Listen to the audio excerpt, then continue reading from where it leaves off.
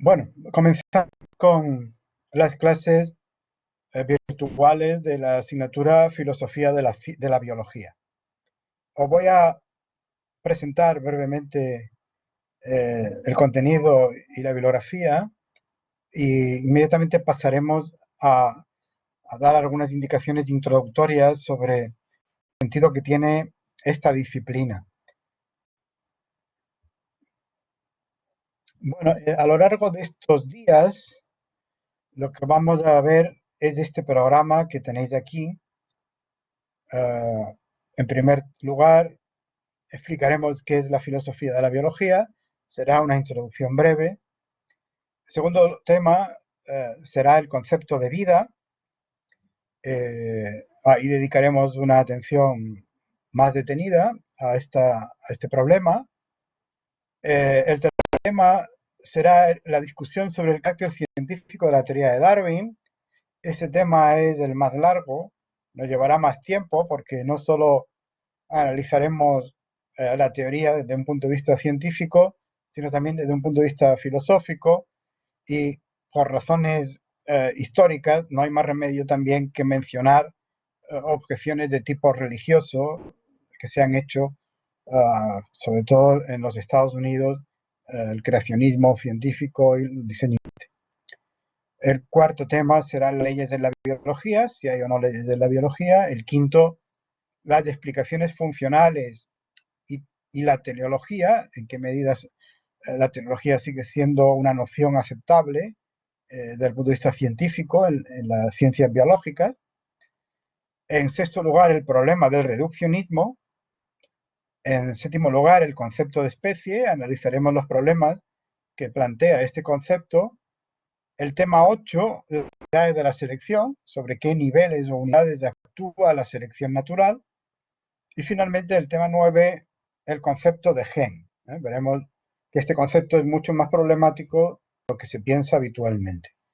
Estos son los temas que vamos a ver en estas clases. Como ya sabéis por la documentación que tenéis en el campus virtual, hay otros temas, pero no son los que yo voy a explicar. Esos otros temas no los voy a explicar en estas clases virtuales. Por eso aquí solo os pongo esto, ¿de acuerdo?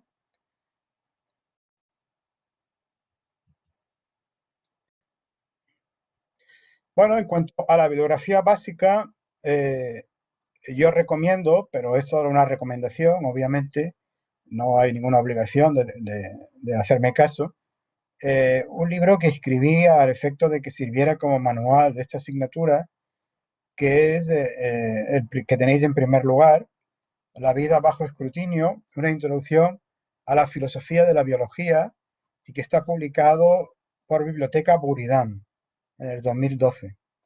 El libro desafortunadamente salió con una serie de ratas que a mí se me pasaron pese a haber hecho varias revisiones. Entonces en mi página web podéis bajaros una fe de ratas que os ayudará a suplir esas deficiencias. En español, que yo sepa, eh, este es el manual actualizado que hay, porque hay otro en español, este de Elliot Sober, Filosofía de la Biología. Está muy bien, Sober es uno de los grandes filósofos de la biología, pero se publicó en 1996 y al menos en la edición en español no hay actualización. Entonces, en algunos temas puede estar algo desfasado. Eh, si os manejáis en inglés, os puedo recomendar también otros tres, ¿no? Eh, en el 2014 salió un manual muy breve, muy útil, por lo tanto, para tener una visión general y rápida de los temas fundamentales, que es el de Godfrey Smith, Philosophy of Biology, publicado por Princeton University Press. A mí me gusta mucho el de Garvey, Philosophy of Biology. Me parece que es claro, no es excesivamente extenso y da una información suficiente. Pero quizás el que sea mejor de todos los que se han escrito hasta el momento sea el de Sterelny y Griffith, Sex and Death. Con un título así, ¿verdad? Tan atractivo, pues tenía que ser un libro interesante. Se publicó en el 99, pero hace un tratamiento bastante exhaustivo de los temas centrales de esta asignatura. En algunas cuestiones hace análisis mucho más profundos de los que aquí vamos a poder hacer. ¿eh? Es desde luego una obra de consulta y está bien tenerlo si os interesan estas cuestiones porque digamos que está a medio camino entre un manual introductorio y un libro y un auténtico tratado, ¿no? Sobre cuestiones de filosofía de la biología en profundidad. Bueno, y luego ahí tenéis otros en esta diapositiva que como se grabará, pues podéis recuperar en grabaciones en el campus virtual y ver con detalle estas obras, ¿de acuerdo?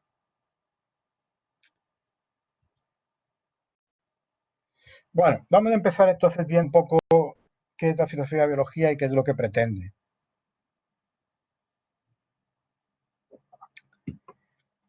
Obviamente, la filosofía de la biología, como su propio nombre indica, es la rama de la biología que trata de comprender qué es la biología y cuáles son las cuestiones fundamentales desde el punto de vista filosófico que plantea la biología como ciencia. Es decir, es una rama de la filosofía de la ciencia, una rama especializada que tiene como objeto de estudio la biología. Eh, Particularmente, como ocurre con la filosofía de la ciencia en general, lo que interesa a la filosofía de la biología son cuestiones de tipo metodológico, también cuestiones de tipo epistémico y también cuestiones de tipo conceptual, ¿no? Particularmente, ¿qué diferencia la biología de otras ciencias desde estos puntos de vista? Por ejemplo, si las explicaciones científicas que encontramos en la biología son iguales, exactamente homologables a las explicaciones científicas que encontramos en otras disciplinas científicas como la física o la química. Dedicaremos un tema a la cuestión de las explicaciones funcionales y veremos que efectivamente esa es una cuestión candente. Eh, Esta disciplina, la filosofía de la biología, pues no tiene una historia muy larga detrás, así como la filosofía de la ciencia en general. Se le puede señalar como origen claro el año 1924, las primeras reuniones públicas del Círculo de Viena. La filosofía de la ciencia, en realidad, como disciplina desgajada de la filosofía de la ciencia, pues digamos que surge en las últimas décadas del siglo XX. Luego seré un poquito más explícito. Tened en cuenta que la filosofía de la ciencia a lo largo de todo el siglo XX estuvo centrada sobre todo en la física. Era la ciencia que se tomaba como referencia. Eh, Algunos de los grandes autores de la filosofía de la ciencia eran físicos de formación, es el caso de Carnot, el caso de Popper, el caso de Kuhn, por ejemplo, ¿no? De manera que es lógico que para ellos la ciencia interesante fuera la física y además porque había razones históricas. La física había producido unos cambios muy importantes en la ciencia a comienzos del siglo XX. Se había producido una auténtica revolución científica dentro de ella y por lo tanto el interés filosófico era evidente. Lo que ocurre es que, claro, las afirmaciones que se hicieron en la filosofía de la ciencia en todo ese periodo pretendían ir más allá de la física, es decir, tomaban a la física como modelo, pero pretendían tener un carácter eh, más general, que pudiera ser aplicable en principio a todas las ciencias. Y esto a los biólogos no les parecía que fuera muy útil. Ernst Mayr, por ejemplo, un gran biólogo, uno de los padres de la teoría sintética, como veremos más adelante, pues se quejaba ya hace tiempo de esta situación. ¿eh? en un trabajo publicado nada menos que en 1949, Mayr decía lo siguiente: tengo en mis estanterías 5 o 6 volúmenes que incluyen en su título el rótulo engañoso de filosofía de la ciencia. El hecho real es que todos estos volúmenes son de filosofía de la física.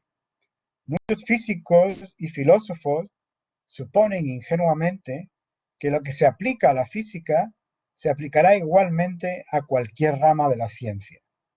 Desafortunadamente, muchas de las generalizaciones realizadas en esas filosofías de la física son irrelevantes para la biología.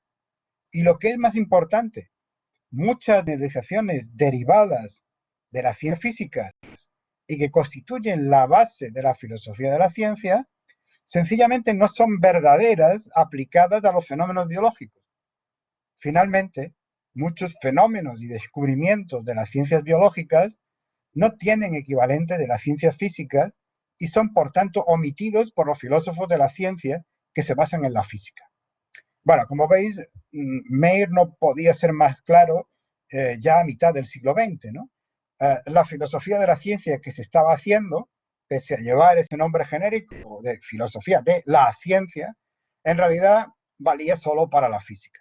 Y de para la biología no valía mucho. Había grandes disfunciones si se pretendía aplicar todo eso a un análisis serio de lo que estaba haciendo ya la biología en esos momentos. Esta fue la necesidad que hizo surgir la filosofía de la biología años más tarde, pero que ya está aquí claramente señalada por el propio Mayr.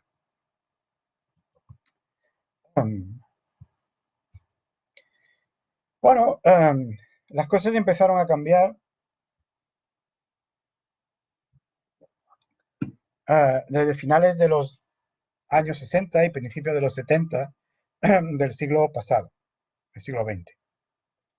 Porque la biología empezó en esos años a despertar una atención creciente. Se empezaron a producir algunos avances en biología, de los que luego mencionaré algunos, que despertaron el interés del público en general sobre la biología como ciencia y por supuesto también de los filósofos, puesto que empezaba ya a ser evidente que lo que Mayr había dicho era cierto, es decir, que era necesario un análisis filosófico específico para la biología, porque la biología además se estaba convirtiendo probablemente en esos momentos en un área de investigación la más interesante de todas las ciencias en ese momento. Esto es una afirmación muy atrevida, porque la ciencia estrella a lo largo de todo el siglo XX había sido la física, pero en cierta medida los grandes avances de la física, avances teóricos, quiero decir, se habían producido sobre todo a principios del siglo XX, con la teoría de la relatividad y con la teoría cuántica, que más o menos a partir de los años 30 pues estaban ya en su forma actual. En cambio, los grandes avances de la biología y los grandes cambios se empezaron a producir sobre todo a partir de los años 50, 60, y luego a partir de los 70, la biotecnología tuvo un despegue espectacular. ¿eh?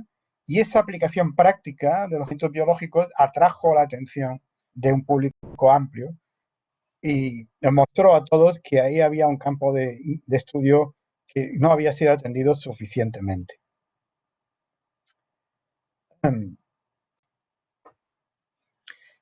Como estoy diciendo, por tanto, la filosofía de la biología significó un cambio en las cuestiones que ocuparon la agenda intelectual de la filosofía de la ciencia, que se centró en la física, la filosofía de la ciencia de las décadas anteriores. En esa filosofía de la ciencia general, centrada en la física, a pesar de su nombre, temas centrales fueron la existencia o no del método científico, cómo se podía caracterizar ese método científico, cómo separar la ciencia de la no ciencia o de la pseudociencia, en qué medida el cambio científico era racional, obedecía a factores exclusivamente racionales, o por el contrario, los factores sociales, externos, tenían también un papel fundamental, qué caracterizaba las teorías científicas, si era mejor estructurarlas basándonos en la lógica de predicados, o por el contrario, utilizar otras herramientas matemáticas como la teoría de conjuntos, etcétera, ¿no? Eh, esos habían sido los temas centrales en la filosofía de la ciencia general, ¿no? Eh, pero, claro, como es lógico, la filosofía se ha interesado por temas específicos de la propia biología, por cuestiones concretas ligadas a la propia investigación biológica. Ha habido, por lo tanto, un contacto mucho más estrecho entre las necesidades de los biólogos para clarificar ciertas ideas y la tarea de los filósofos buscando esos problemas concretos que preocupaban a los biólogos. Por ejemplo, eh, la clarificación del concepto de especie, un concepto central en biología, donde los haya, pero un concepto problemático, como veremos en un tema dedicado especialmente a él, ¿no? O un concepto central en la teoría de la evolución, el concepto de fitness, ¿eh? Que podemos traducir como adaptación o aptitud, eh, como eficacia biológica. Es un concepto también problemático, pese a que su papel es central en la explicación del hecho evolutivo. O, por ejemplo, cuestiones más propiamente filosóficas, como en qué medida se puede hablar de progreso en la evolución, o cuáles son las unidades sobre las que actúa la selección natural, si son los genes, si son los individuos, si son las especies, o, por ejemplo, sobre la validez científica de la sociobiología. Pero la filosofía de la biología también ha permitido utilizar la biología y los resultados de los avances en las distintas disciplinas biológicas para tratar viejos problemas filosóficos más generales. Por ejemplo, eh, es un problema ya clásico, el papel del azar frente a la necesidad, el papel de la indeterminación en la naturaleza frente a los fenómenos sometidos a leyes. O en qué medida el reduccionismo es una buena manera de entender el desarrollo de las ciencias. Es decir, en qué medida los conocimientos y las explicaciones biológicas se pueden reducir a explicaciones de ciencias más básicas como la física y la química. O bien el carácter científico de las explicaciones funcionales y teleológicas que todavía se emplean en biología. Hay autores, como veremos, entre biólogos y entre los filósofos, que piensan que esas explicaciones funcionales deben ser desterradas porque no, no serían genuinamente científicas, ¿no? Y otros que piensan que son perfectamente legítimas. O bien, ¿qué papel tienen en esas explicaciones las leyes biológicas, si es que las hay, y, y cómo pueden entenderse si es que no son exactamente como en la física?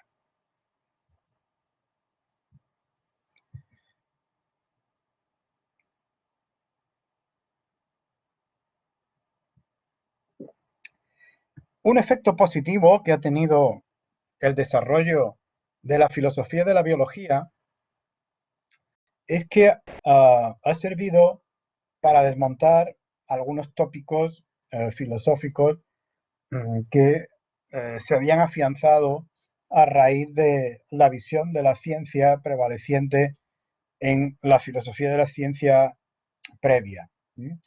Eh, la biología mostraba ya en la segunda mitad del siglo XX que era una ciencia rigurosa, y que no debería tener ninguna envidia metodológica de otras ciencias, particularmente de la física. Y sin embargo, lo que resultaba claro cuando se analizaba el modo en que se hace la biología es que la estructura teórica y los métodos empleados en la investigación biológica no se parecen demasiado a los de la física. Por lo tanto, aquí teníamos un ejemplo de una ciencia tan íntima y tan rigurosa como la física, rigurosa al menos desde el punto de vista epistemológico, no me refiero a la posibilidad de predicciones tan exactas como en la física, etcétera, etcétera, sino en el sentido de rigor en los conocimientos, pues, y que sin embargo no ofrecía al menos eh, una imagen diferente de cómo hacer buena ciencia con respecto al menos a lo que algunos filósofos habían dicho de la ciencia, tomando como referencia fundamentalmente a la física. ¿Mm?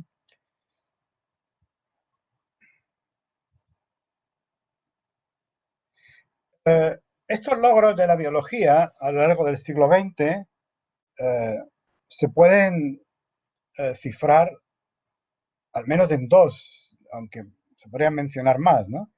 En primer lugar, el desarrollo, comenzando en los años 20 y 30, pero que llevó al menos una década más, de la teoría sintética de la evolución. La teoría sintética de la evolución, de la que hablaremos más adelante, pues se conoce con ese nombre porque es la síntesis de la teoría mendeliana de la herencia y de la teoría de Darwin, despojada de cualquier elemento lamarckiano, ¿eh? Lo que se conoce como neodarwinismo. Esa síntesis de dos teorías que, aunque ahora gracias a esa teoría sintética las vemos como complementarias, en su momento, a principios del siglo XX, se vieron como antagonistas, pues fue una labor larga, tediosa quizás, porque exigía muchos detalles y en muchos campos distintos, de diversos autores. Todos ellos son nombres de biólogos que son bien conocidos para a los que les gusta la historia de la biología, ¿no? Theodosius Dobzhansky, Julian Huxley, George Gaylord Simpson, Ernst Mayr, John Haldane, Stebbins. Esos son nombres fundamentales. Eh, el segundo gran hito en los avances que han constituido la biología tal y como la entendemos en la actualidad es el descubrimiento de la estructura molecular del ácido desoxirribonucleico, del ADN, que publicaron en el año 1953 en un artículo de página James Watson y Francis Crick. El descubrimiento de esa estructura molecular pues abrió las puertas a todo lo que ha sido la biotecnología a partir de esas fechas y de la genética molecular, etcétera, etcétera. Es decir, no solo de desarrollos técnicos, sino también de desarrollos teóricos muy importantes. Y esos desarrollos teóricos, tanto los de la teoría sintética como los de la genética, uh, han sido de enorme interés para el filósofo de la ciencia, para el filósofo de la biología. Como decía antes, esto ha permitido una colaboración entre filósofos y científicos mayor de la que se dio en épocas pasadas entre los filósofos de la ciencia y los físicos.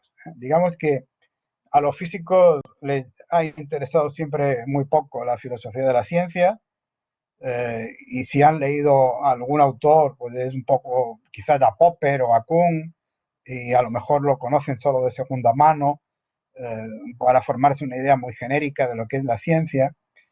Eh, Mientras que en el caso de la filosofía de la biología, no es infrecuente encontrar en las mismas revistas, que pueden ser o filosóficas o científicas, trabajos escritos en colaboración por filósofos y biólogos.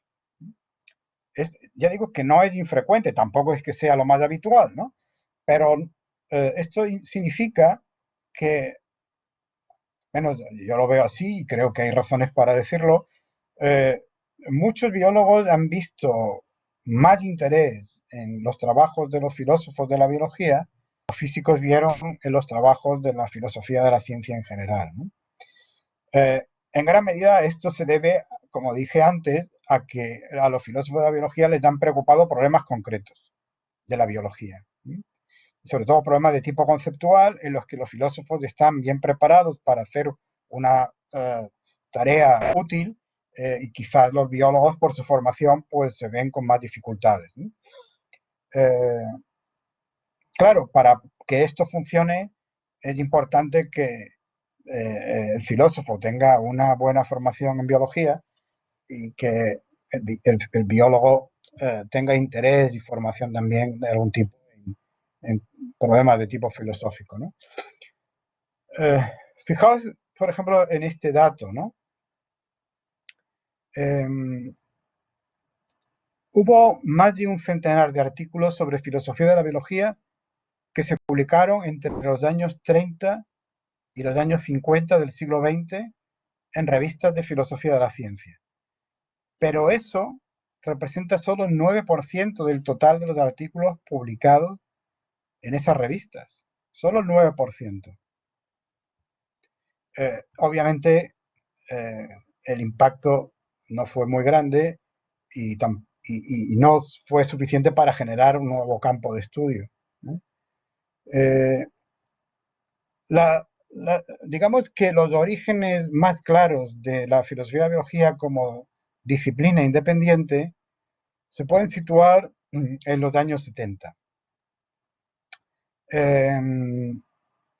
Es justamente en esos años, además, cuando la teoría sintética que acabamos de mencionar comenzó a recibir críticas muy duras de algunos biólogos, como por ejemplo la teoría del equilibrio intermitente o del equilibrio pautado de Stephen Jay Gould y Niels Eldredge. Se suele traducir como la teoría del equilibrio puntuado, pero es una traducción literal que no traduce bien la idea, ¿no?, que hay detrás de ese nombre en inglés.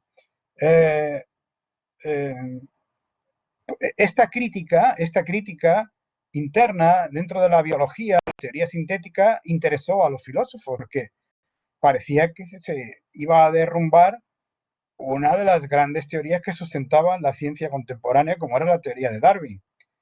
Cosa que no ocurrió, ya lo veremos, aunque haya alguna gente que diga que el darwinismo está refutado, nada más lejos de la realidad, ¿no? Digamos que hay polémica en el seno de la biología en estas cuestiones, pero como en toda ciencia, ¿no?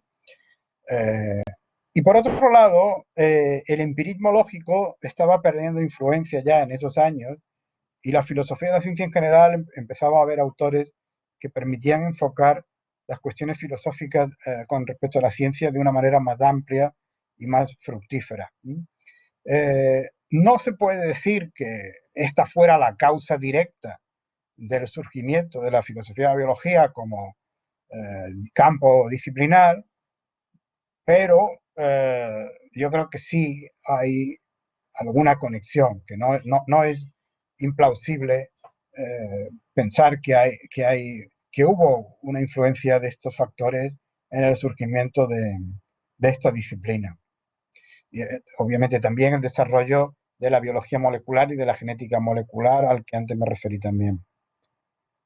De hecho, si os fijáis en los primeros tratados de la biología, los primeros libros que funcionaron como libros de texto en los primeros programas que se elaboraron en universidades americanas, sobre todo, o en universidades inglesas o australianas, pero en el mundo anglosajón, básicamente, en relación con la filosofía y biología, pues son de estas fechas, de los años 70. Probablemente el primero fue el libro de Michael Ruse, Philosophy of Biology, que se publicó en el 73, y el segundo, el de David Hall, Philosophy of Biological Science, que se publicó en el 74. Las revistas de este campo empezaron a surgir poco después. Se considera que un campo de estudios está ya consolidado cuando hay revistas especializadas dedicadas expresamente a ese campo de estudio. Pues bien,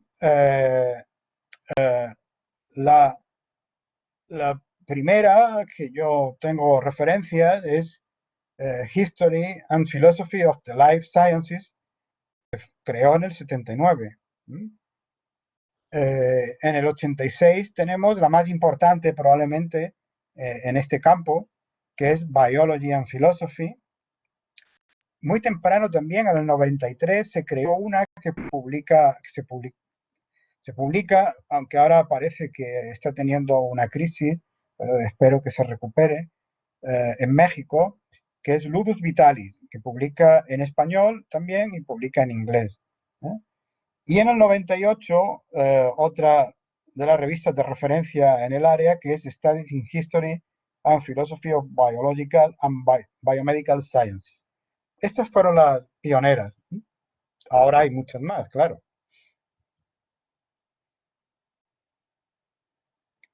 Bueno, eh, a lo largo de esta asignatura nos vamos a plantear diversas cuestiones, ¿no?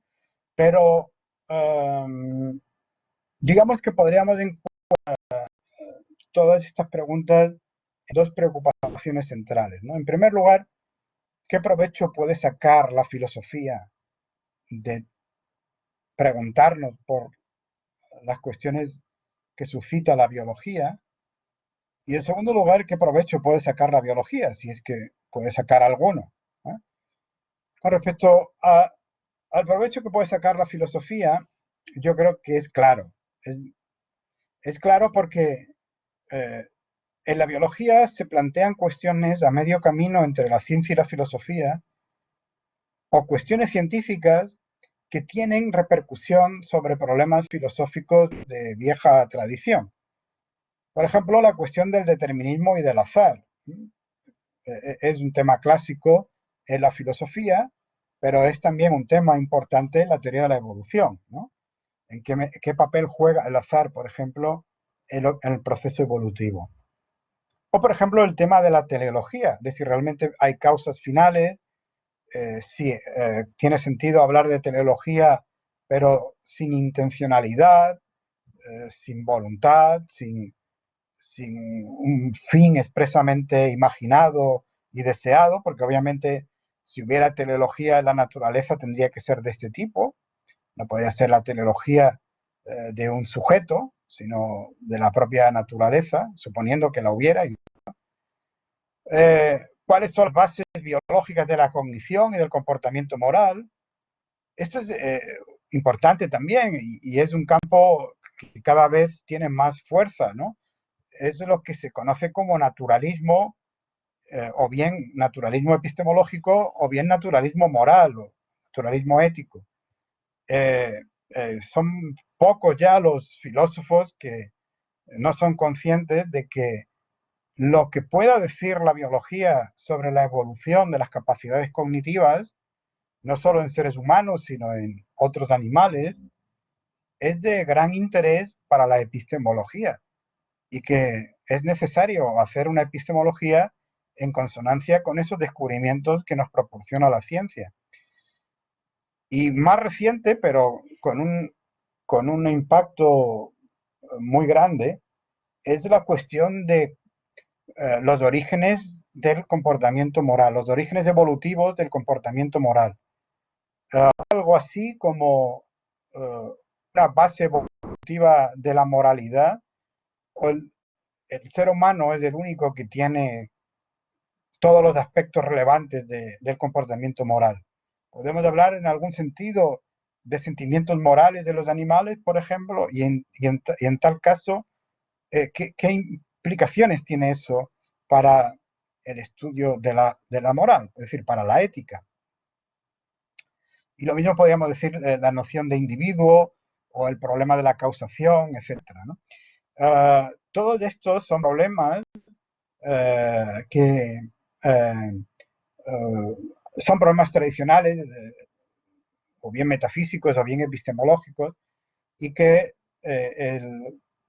los análisis que se hacen dentro de la filosofía de la biología pueden ayudar a enfocar de nuevas maneras y a ofrecer respuestas interesantes. Con respecto a la biología, hombre, supongo que los beneficios que puede sacar son más indirectos, porque al fin y al cabo, mientras que la filosofía de la biología es filosofía, pues no es biología, claro. Entonces, el biólogo puede hacer su trabajo muy bien sin tener especial interés en las cuestiones filosóficas. No hay ninguna obligación para el biólogo de tener interés o vocación filosófica. Pero lo cierto es que el análisis filosófico de algunos conceptos centrales de la biología ha sido útil, de hecho, para el trabajo de los biólogos. Los análisis, por ejemplo, del concepto de vida, de la definición de vida, que es muy complejo. El concepto de gen, que es también un concepto que empleamos constantemente y que es central en la biología, pero que es también un concepto problemático. O el concepto de especie, el concepto de individuo, el concepto de información. Siempre que hablamos en genética en fin, de cómo funciona el ADN y cómo se sintetizan proteínas y cómo en fin, los genes eh, eh, codifican para los rasgos fenotípicos, etcétera, y utilizar un término relevante, codifican, estamos utilizando terminología que proviene de la teoría de la información. Y es interesante averiguar por qué. ¿Por qué? Y si eso es un uso metafórico o es un uso literal y en qué medida es legítimo o es confundente, etcétera, ¿no? O el término función o el término adaptación, ¿no? Luego, por otro lado, estos serían análisis conceptuales en los que el filósofo tiene un papel que cumplir. Pero luego, por otro lado, tenemos problemas que están a medio camino entre lo empírico y lo conceptual.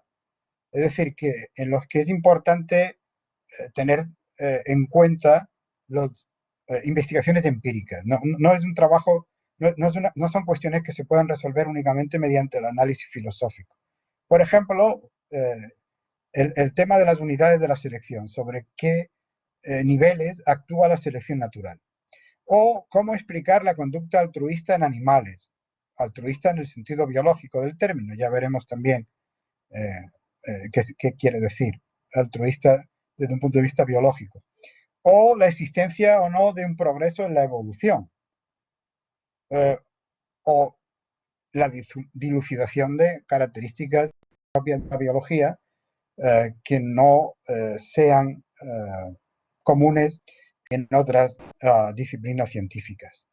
Yo creo que estas cuestiones son útiles también para el trabajo del biólogo, y los biólogos que tienen interés por ellas supongo que se pueden beneficiar bastante de los avances que se han producido en los últimos años en la discusión de todas estas cuestiones.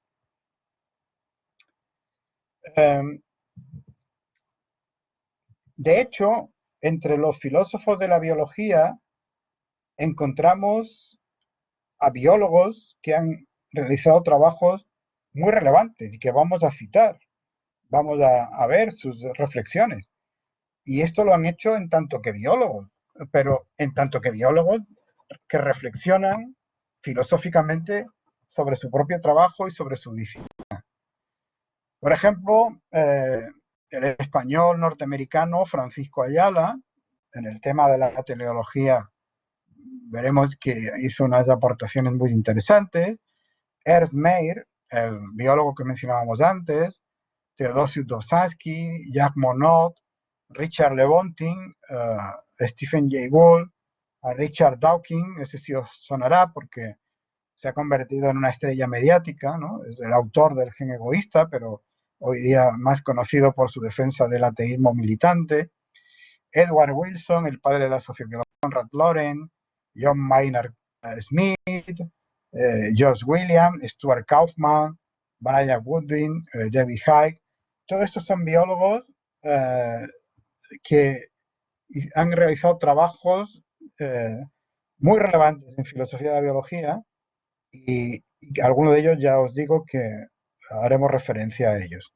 Se pueden citar más y luego ahí en negrita he subrayado los que quizás han tenido más influencia. Y luego el número de filósofos es enorme, claro, de filósofos de la biología, pero bueno, ahí tenéis una lista de algunos de los más conocidos.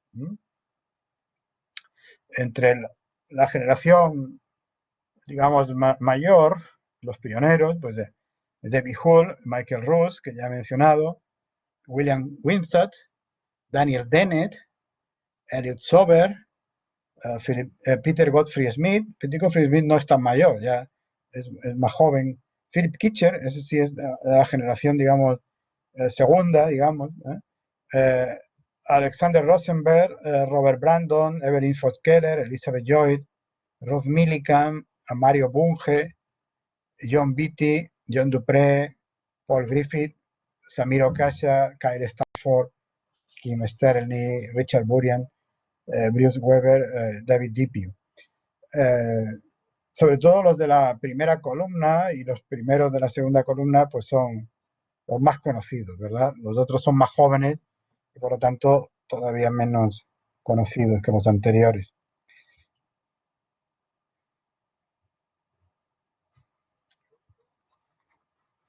Bueno, de nuevo Ernst Mayr, en uno de sus trabajos, dice lo siguiente: todos los volúmenes recientes sobre filosofía de la biología comienzan con la pregunta: ¿cuál es la posición de la biología en el conjunto de las ciencias? Es decir, que parece que a los propios biólogos, pero sobre todo a los filósofos, la cuestión que más les inquieta es cuál es la relación de la biología con la física y la química, fundamentalmente. Sobre todo con la física, pero también con la química, que se considera más cerca de la física. Es una ciencia similar a la física, mantiene diferencias con la física y si las mantiene, cuáles son y en qué medida son relevantes para entenderlo, ¿no? Bueno, digamos que la postura mayoritaria es que hay diferencias sustanciales entre la biología por un lado y la física y la química por otro, ¿no?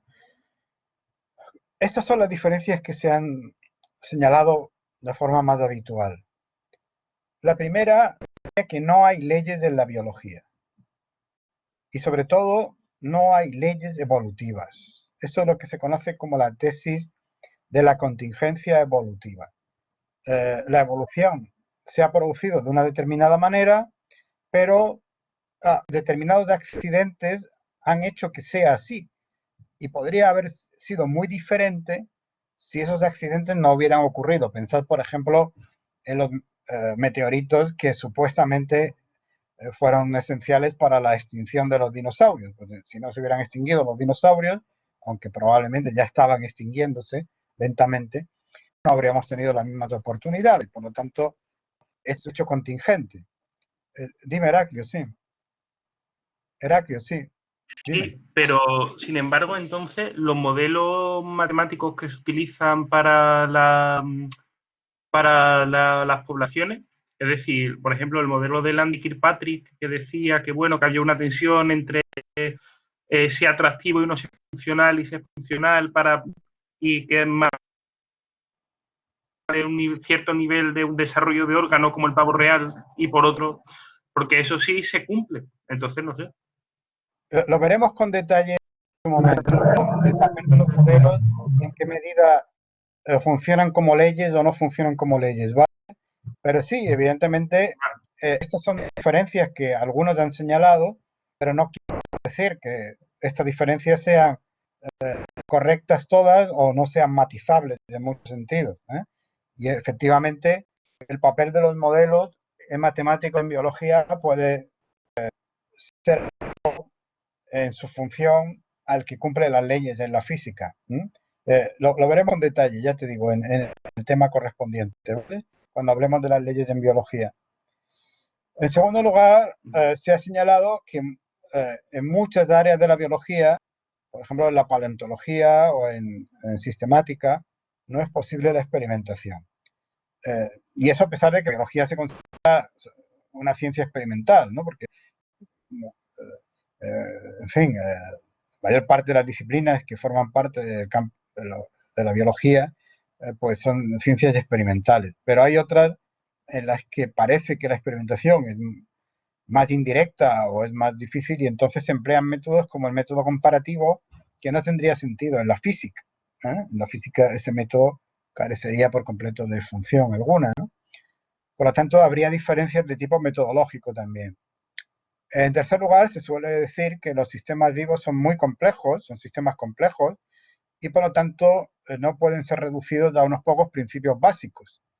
De manera que, tanto desde el punto de vista teórico como desde el punto de vista de la formulación de leyes, eso explicaría por qué en la biología no tenemos leyes rigurosas o no tenemos teorías simples capaces de explicar los fenómenos complejos, ¿no? En cuarto lugar, se ha señalado también la diferencia en matematización en las teorías biológicas. En algunas de ellas, ese grado de matematización sería escaso en comparación con el que tiene la física, ¿no? Y luego, esta diferencia que hemos mencionado ya varias veces, la utilización de explicaciones teleológicas, aunque normalmente se llaman más explicaciones funcionales, o de explicaciones históricas que ya no tienen sentido desde hace siglos en la física y en la química, ¿eh? Bueno, de estas diferencias dedicaremos un tema eh, a la primera y a la última, ¿eh? Es decir, que dedicaremos un tema a la cuestión de las leyes en la biología y ya saldrá todas estas cuestiones de los modelos y demás, y dedicaremos también un tema específico a la cuestión de las explicaciones funcionales y teleológicas. En cuanto a las otras tres diferencias, el grado de experimentación, eh, la posibilidad de explicar sistemas complejos y el grado de matematización, pues claro, tampoco hay diferencias eh, absolutas, ¿no? No hay diferencias absolutas. Fuera de biología también tenemos áreas donde la experimentación es menos relevante o es muy indirecta, como en el caso, no es que no exista, cuidado, pero digamos que no tiene el mismo papel que la física, como la geología o la cosmología, eh, o la astronomía. Y con respecto al grado de matematización, pues lo mismo. Hay partes de la biología que están muy matematizadas, como por ejemplo la genética de poblaciones o la ecología. Son disciplinas prácticamente matemáticas. Esto, para a muchos, lo de que la ecología sea una disciplina muy matematizada puede ser una sorpresa, pero yo os puedo asegurar que dependiendo del enfoque que se adopte en ecología, pues el estudiante puede no ver más a lo largo del curso que modelos matemáticos, ¿eh? O sea, que es una ciencia muy matematizada. Y en cuanto a lo de la complejidad de los seres vivos y la imposibilidad de explicarlo mediante principios simples, debido a esa complejidad, bueno, también se puede decir que no hay diferencia radical, porque también hay sistemas físicos muy complejos, ¿eh? Por ejemplo, la atmósfera terrestre es un sistema físico, pero es un sistema complejo. Y sin embargo, tenemos la posibilidad, mediante modelos matemáticos, de estudiarla y hacer predicciones con un cierto grado de rigor, de manera que, en fin, también habría ahí una posibilidad de comparación o de continuidad entre ciertas partes de la física y la biología, en tanto que estudio de los seres vivos tienen todos ellos efectivamente un carácter complejo. Por lo tanto, conexión de la cuestión de las leyes que reservamos para el tema en el que la veamos y las explicaciones teleológicas, Las otras diferencias que suelen señalarse no son diferencias, digamos, más que de grado, no son diferencias de, cualitativas, sino únicamente de que en una ciencia se da más un grado de matematización que en otras, y en otras se da más un grado de experimentación que en otras, etcétera, etcétera, pero que esto es algo que permea las fronteras de la física, de la biología o de la química, de cualquier otra ciencia natural. Y luego, con respecto a la cuestión de la posibilidad de reducir las explicaciones biológicas a explicaciones físicas o químicas, pues también hay diferentes posturas. Y, y dedicaremos también un tema específico a esto, a esta cuestión. Por un lado tenemos el reduccionismo radical, que sería un extremo. Eh, para ese reduccionismo la biología en última instancia es reductible a la física y a la química y la diferencia sería únicamente debido a la inmadurez de la biología en sus desarrollos teóricos. Eh, y por otro lado tendríamos el antirreduccionismo radical en el otro extremo, es decir, la biología sería una ciencia autónoma en sus métodos y en sus teorías y en sus fines con respecto a la física y a la química. Y por lo tanto, carecería de sentido cualquier intento de reducción de la, una a la, de la biología a las otras ciencias, ¿no? Bueno, ¿qué se puede decir sobre esto? Adelantando algo que veremos, ya digo, con más detenimiento. Para empezar, que esto no es un tema que se pueda dilucidar así en términos generales. Habría que ir a disciplinas concretas, es decir, habría que ir analizando caso a caso. No es lo mismo eh, una disciplina como una disciplina biológica, como puede ser la genética molecular, que una disciplina como puede ser la paleontología o la sistemática que decíamos antes, ¿no? Eh, la biología, por lo tanto, no es algo homogéneo en metodología y en objetivos. Tampoco lo es la física, pero la biología más claramente no es algo homogéneo. Por ejemplo, el reduccionismo parece mucho más plausible, como acabo de decir, eh, si nos situamos en la biología molecular, y en cambio parece mucho menos plausible, obviamente, si nos vamos a la paleontología o a la taxonomía.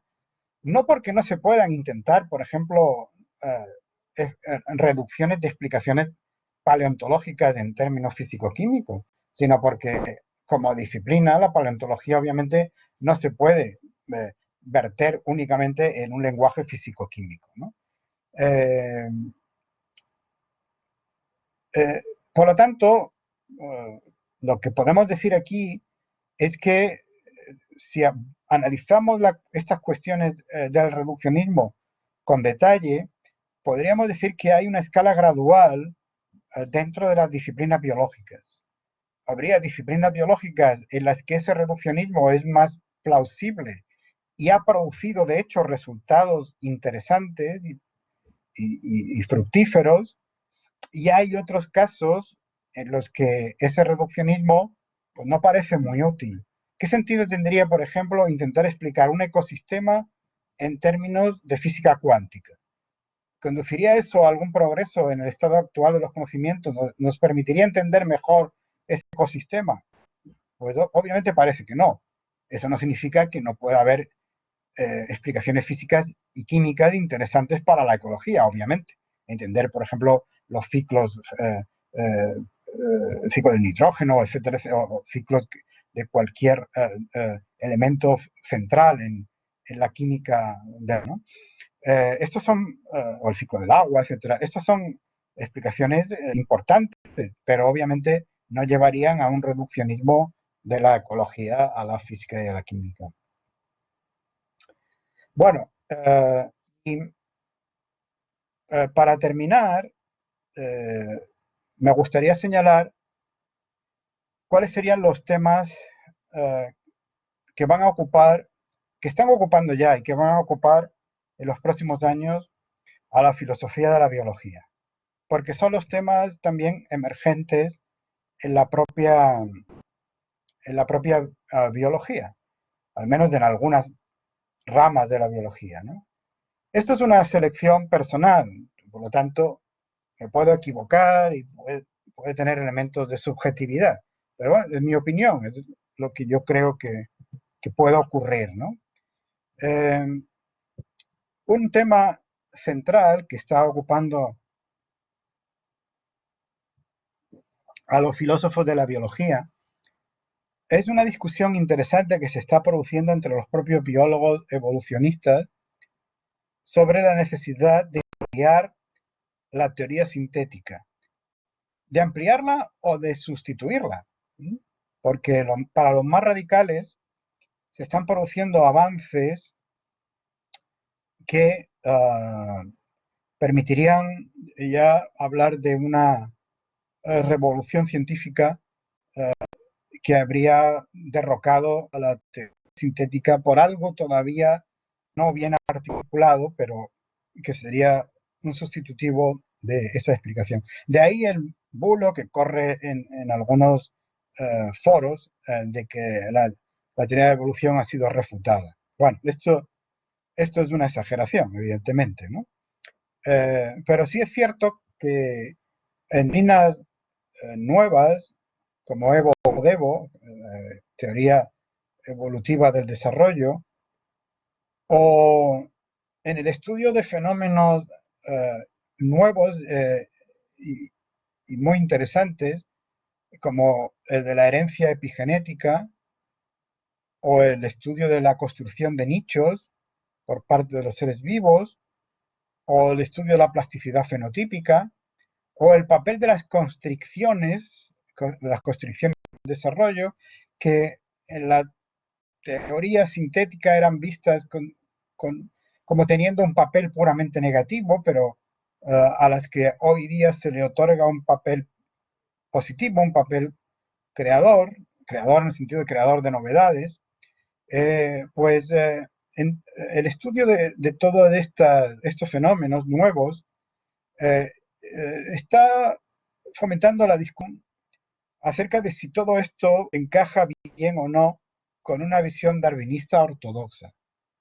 Y evidentemente hay aspectos que no terminan de encajar bien con un darwinismo ortodoxo. Por ejemplo, aquí hay fenómenos evolutivos que no son graduales, al menos en en el sentido de que se producen novedades en un tiempo relativamente rápido. No en el sentido de que haya algo así como la aparición de un monstruo prometedor de la noche a la mañana, ¿no? Un ser vivo completamente nuevo y diferente y que sería viable y crea una nueva especie en nada, en cuestión de una generación. Eso no, sino que, digamos, podría haber cambios, generación de novedades importantes que serían mucho más rápidas que las que contemplaba el darwinismo tradicional. O, por ejemplo, el papel que puede tener la evolución, la herencia epigenética. Eh, bueno, la discusión está abierta, algo diremos al respecto también más adelante. ¿Quién piensa que todo esto se puede encajar con una ampliación de la teoría sintética? Al final, el gradualismo no es tan central como se pensaba en la explicación darwiniana de la evolución. Y hay otros que piensan que todo esto está exigiendo cambios teóricos más radicales. Si queréis ver una opinión de este tipo, de los que piensan que todo esto exige cambios teóricos radicales que desmonten la teoría sintética, pues podéis leer el libro de Javier Sampedro, el periodista científico del País, que publicó hace unos años, pero que sigue siendo un libro interesante de leer, Deconstruyendo a Darwin. San Pedro en ese libro, no sé si mantiene la misma tesis ahora, pero en ese libro de hace unos años venía a mostrar cómo todas estas críticas eran demoledoras frente a la teoría sintética. Por otro lado, un tema emergente, no solo en biología, en todas las ciencias, también en la física, pero con particular interés en biología, por el que tienen los modelos en biología, pues es cómo se usan los modelos y mecanismos como resortes explicativos. Si en física tenemos explicaciones basadas en leyes, en biología lo que tenemos sobre todo es explicaciones basadas en modelos. Y el estudio de cómo estos modelos explican, incluso en los casos en que son modelos altamente alejados de la realidad, porque son muy idealizados o porque incluyen supuestos claramente falsos, pues es un tema interesante. Es un tema interesante. Yo he publicado algunas cuestiones sobre este asunto y es un tema que me interesa particularmente. Por otro lado, como vamos a ver a lo largo de la asignatura, la filosofía de la biología se ha centrado de una manera excesiva en la teoría de la evolución. Es lógico porque desde un punto de vista filosófico, la teoría de la evolución tiene un enorme interés y ha tenido un gran impacto cultural. Así que no es accidental que la filosofía de la biología haya puesto el énfasis en esa teoría. Pero acá siendo más evidente que hay otras disciplinas biológicas que merecen una atención especial porque están produciendo resultados muy interesantes y no han sido analizadas con el suficiente detalle. Por ejemplo, la filosofía de la ecología, en la que tiene un papel fundamental esto que decía antes del análisis de los modelos matemáticos y cómo pueden explicar, pese a su falsedad. La filosofía de la biología molecular, que ha recibido muy poca atención y a pesar del papel espectacular que tiene la biología molecular en nuestros días. La filosofía de la genética y la filosofía de la medicina. La filosofía de la medicina, de hecho, ya se ha convertido en una especialidad nueva prácticamente. Acaba de salir un libro muy interesante de un filósofo español que se dedica a estas cuestiones, Cristian Saborido, profesor en la UNED, que se llama Filosofía de la Medicina. Está en la editorial Tecnos y que es muy recomendable. Y podéis leerlo y veréis que efectivamente hay ya toda una especialidad dedicada expresamente al estudio filosófico de los problemas de la medicina, la enfermedad, la salud, la medicina como práctica profesional, etcétera, etcétera. Otro tema emergente es el tema de las novedades evolutivas. Está relacionado con el primer punto que he puesto en esta diapositiva. Dentro de la concepción darwinista ortodoxa, las novedades evolutivas surgen por mutaciones genéticas al azar, que son pequeñas en sus efectos, porque si tienen efectos muy grandes, lo normal es que sean letales. De ahí la insistencia en el gradualismo por parte de Darwin, lo que en su momento podía percibir cualquiera, por ejemplo con los criadores de ganado, es que cuando nace un organismo con grandes cambios fenotípicos, lo normal es que muera, porque no es viable, es un monstruo y no es viable, ¿no? En cambio, en la actualidad, sobre todo gracias al desarrollo de Evo-Devo, de la biología evolutiva del desarrollo, pues están descubriendo algunos mecanismos que pueden generar novedades importantes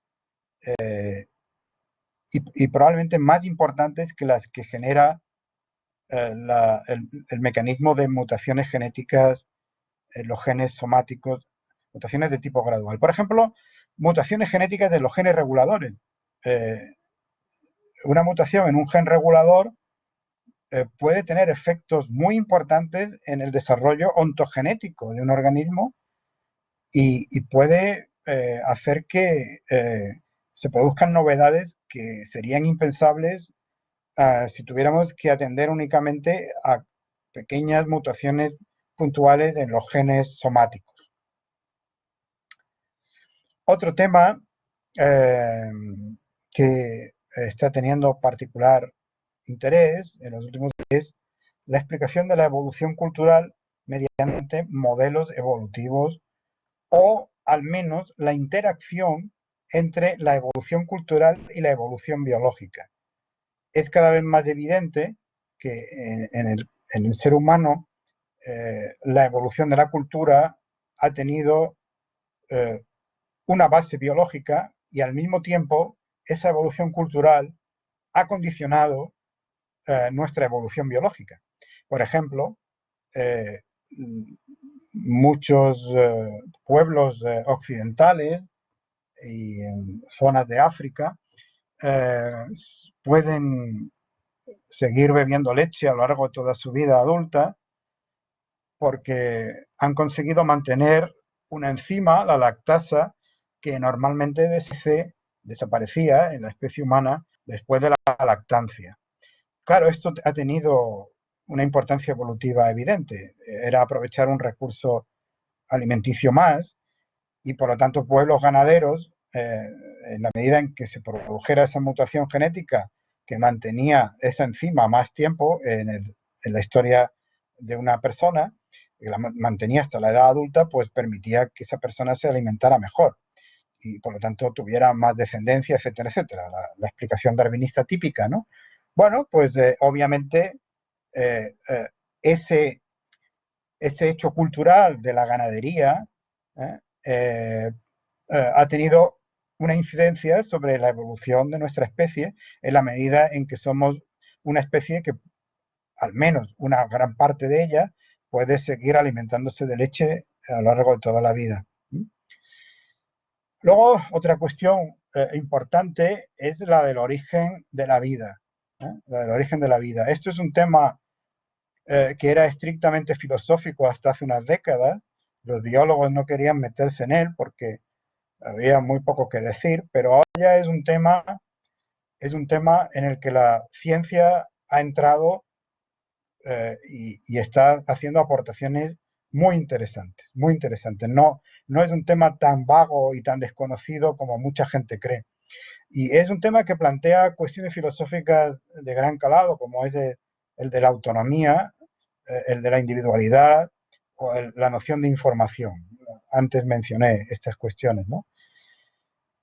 Por otro lado, a comienzos del siglo XXI surge la biología sintética, que es una disciplina que trata de incorporar la biología a la ingeniería, por decirlo así, ¿no? O que trata de hacer ingeniería biológica. Es decir, lo que pretende la biología sintética, bueno, el objetivo final es crear vida artificial en el laboratorio, pero mientras se consigue ese objetivo final, lo que se está haciendo es reestructurar algunos organismos vivos para que realicen funciones interesantes desde el punto de vista del ser humano, particularmente bacterias. Se modifican bacterias para producir sustancias de interés para el ser humano, como medicamentos o como biocombustibles, etcétera, ¿no? La biología sintética y la biología de sistemas está interesando también a los filósofos porque son campos emergentes con un enorme potencial. Otro aspecto que empieza a ser tratado con detenimiento son las cuestiones prácticas y experimentales de la biología. Hasta ahora se habían tratado cuestiones de tipo teórico, las relacionadas con la evolución, con el concepto de fitness, con el concepto de especies, etc. Pero se había analizado poco qué hace la biología en el laboratorio, cómo se desarrollan los diseños experimentales en biología, cómo se llevan a cabo los experimentos, qué tipo de metodologías se emplea, etcétera, etcétera, ¿no? Otra cuestión que a mí me gusta meter en la agenda, aunque todavía hay reticencias para ello, es la cuestión del biomejoramiento, de los problemas no solo éticos, sino sociales y también metafísicos que implica la posibilidad de mejorar a los seres vivos mediante ingeniería genética. Esto se hace ya con animales y con plantas, pero la posibilidad de hacerlo con seres humanos empieza a abrirse y esto genera problemas de gran calado. No, es obvio, no tengo que señalar nada, ¿no? Todos habéis oído el caso de las niñas gemelas que nacieron en China porque un científico las manipuló genéticamente para que fueran inmunes al SIDA, cosa que no consiguió. Y luego la cuestión de los aspectos sociales de la biología, la cuestión de biología y género, las desigualdades sociales y el papel de la biología en ellas, quién decide la agenda investigadora, etcétera, etcétera. Y finalmente otra cuestión que me gusta mencionar porque a mí me interesa también particularmente, que es el estudio de la evolución de capacidades cognitivas, el estudio de la evolución del cerebro y también el estudio de la evolución del comportamiento moral. Bueno, y para terminar, y lo dejaríamos de aquí hoy, termino con esta cita de un artículo que se publicó, si no recuerdo mal, sí, en la revista Biology and Philosophy, porque es un artículo de 2017 que trata sobre esa propia revista, ¿no? Y dice lo siguiente: el 62% de los artículos publicados en Biology and Philosophy desde el 2003 al 2015 fueron sobre evolución, ¿eh? El 62% sobre evolución.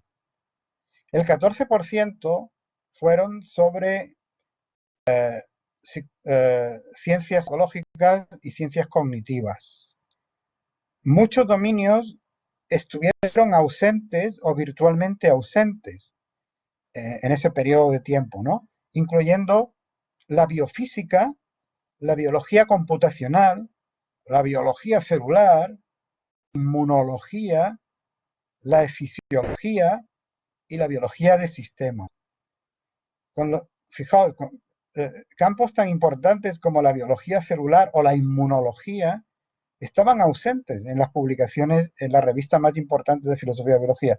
Lo de la inmunología seguro que cambia a partir de ahora, porque la pandemia ha suscitado un interés enorme por la inmunología. Pero en fin, habrá que ver en los próximos años, ¿no? Muy bien, y con esto termino la clase de hoy, termino también el tema. Voy a